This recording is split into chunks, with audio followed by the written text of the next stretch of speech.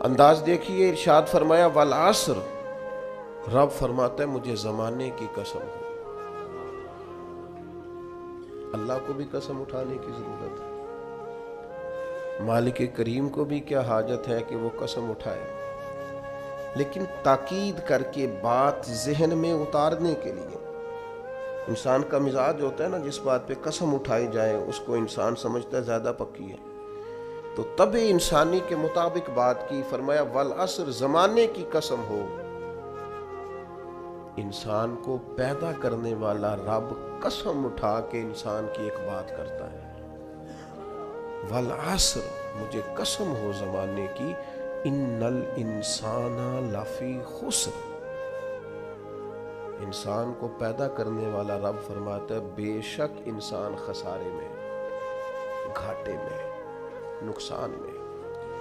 لوگ اس کو کہہ رہے ہیں بڑا سیٹ ہے، لوگ کہہ رہے ہیں بڑا کامیاب، یہ بھی کہہ رہا ہے اللہ کا بڑا شکر ہے، لیکن پیدا کرنے والا رب، انسان کو بنانے والا، اس کو جاننے والا رب فرماتا ہے مجھے زمانے کی قسم ہو یہ نقصان میں ہے۔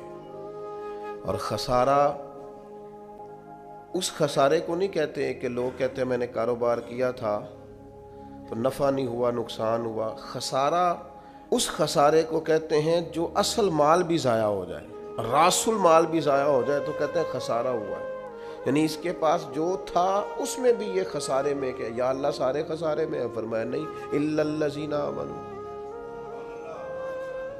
جن میں 4 صفتیں پائی جائیں وہ نہیں خسارے میں۔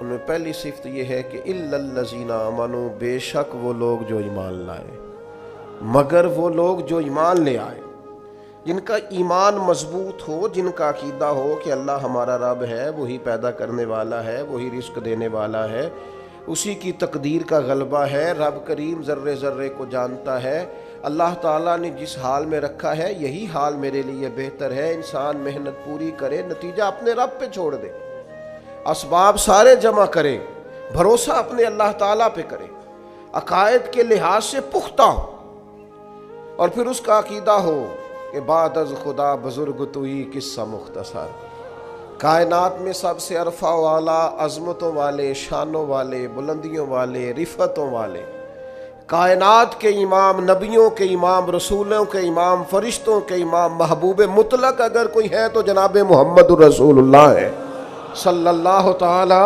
علیہ وسلم۔ سب سے اولا ہو اعلیٰ ہمارا نبی، سب سے بالا ہو اعلیٰ ہمارا نبی، اپنے مولا کا پیارا ہمارا نبی، اور دونوں عالم کا دھولا ہمارا نبی۔ نظریاتی پختگی حاصل ہو، عقائد پختہ ہو، ایمان میں عقائد پوری طرح داخل ہے، عقائد اہل سنت کا پابند ہو بندہ۔ پھر ایک اور بنیادی عقیدہ ہے، اسی ضمن میں سارے عقائد آ جاتے ہیں، فرشتوں پر بھی ایمان ہو، اللہ کے تمام انبیاء پر ایمان ہو، اچھی بری تقدیر پر ایمان ہو، لیکن ایک بنیادی عقیدہ جس کو عقیدہ آخرت کہا جاتا ہے، اس پر انسان کا ایمان ہونا بڑا ہی ضروری ہے۔ اگر آخرت پر ایمان کمزور ہو جائے تو دنیا میں جتنے بھی عمل ہم کرتے ہیں یہ سارے کمزور ہو جائیں۔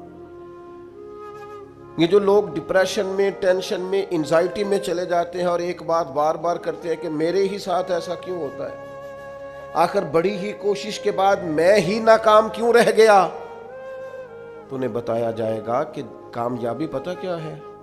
لا یستوی اصحاب النار و اصحاب الجنہ، اصحاب الجنت هم الفائزون۔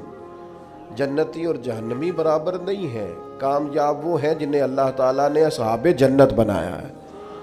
جو جنتی ہیں وہ کامیاب ہیں، جس کو اپنی آخرت کے تعلق سے اللہ تعالیٰ نے فکر سلیم دی ہے، راہ ہدایت دی ہے، اعمال حسنہ پر استقامت دی، اور وہ سمجھتا ہے کہ میں محنت اپنی آخرت کو ٹھیک کرنے کے لیے کر رہا ہوں، جد و جہد میری اپنی قبر کے لیے، حشر کے لیے، آخرت کے لیے۔ آخرت پر جس بندے کی توجہ ہے وہ بندہ کامیاب ہے۔ اس لیے دنیا میں اگر دنیاوی طور پر کوئی ناکامی آ بھی جائے تو کوئی اتنی بڑی ناکامی نہیں ہے، اس لیے کہ اصل کامیابی آخرت کی کامیابی۔ تو عقائد مضبوط ہوں، اور پھر عقائد اہل سنت کی پابندی اس کے پاس موجود ہو، نہ رفض کی طرف اس کا رجحان ہو، نہ خارجیت کی طرف اس کا رجحان ہو، اس کے نظریات ستھرے ہوں، اجلے ہوں، خوبصورت ہوں، وہ رسول پاک کی ذات گرامی کی پوری غلامی کرنے والا وہ شخص، تو اس کے نظریات اعلیٰ ہوں۔ تو فرمایا کہ انسان خسارے میں ہے الا الذین آمنوا، مگر وہ لوگ جو ایمان لائے، وعملوا الصالحات، اور جنہوں نے نیک اعمال کیا۔ اور یہاں بات ختم نہیں ہوئی، دو صفتیں اور بھی پیدا کریں۔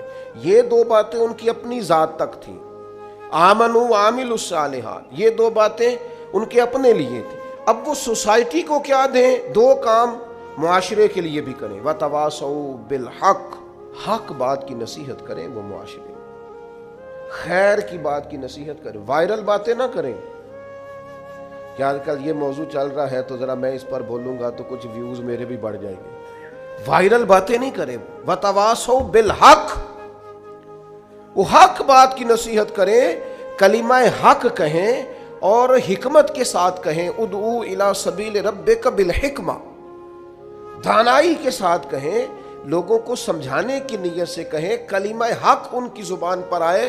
اور میرے نبی پاک علیہ السلام نے فرمایا سب سے افضل جہاد ظالم بادشاہ کے سامنے کلمہ حق کہنا ہے۔ آپ حق کے ساتھ کھڑے ہوں، پھر آپ لوگوں کو امر بالمعروف کریں، پھر نہی عن المنکر کہیں، اور وہ بھی بندہ دیکھ کے نہیں۔ اگر امیر آدمی غلطی کر رہا ہے تو پھر آپ خاموش ہیں، اور کسی غریب کو کرتے دیکھ لیا ہے تو آپ نے دینی حکمت کو بھی پیش نظر نہیں رکھا اور اسے رسوائی کر دیا ہے، آپ نے اسے سخت ترین تکلیف سے گزار دیا ہے۔ حق بات کی نصیحت کریں، اور جو لوگ حق بات کہتے ہیں نا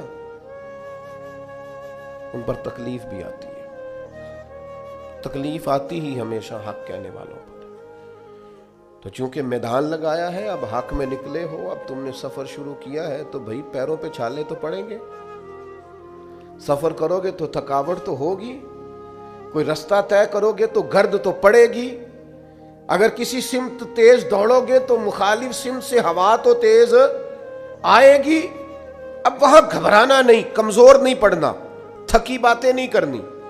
اب ایسا نہ ہو کہ تم نے معذرت خواہانہ رویہ اختیار کیا، وتواصوا بالحق وتواصوا بالصبر، وہ حق بات کی وصیت کرتے ہیں اور ایک دوسرے کو صبر کی تلقین کرتے ہیں۔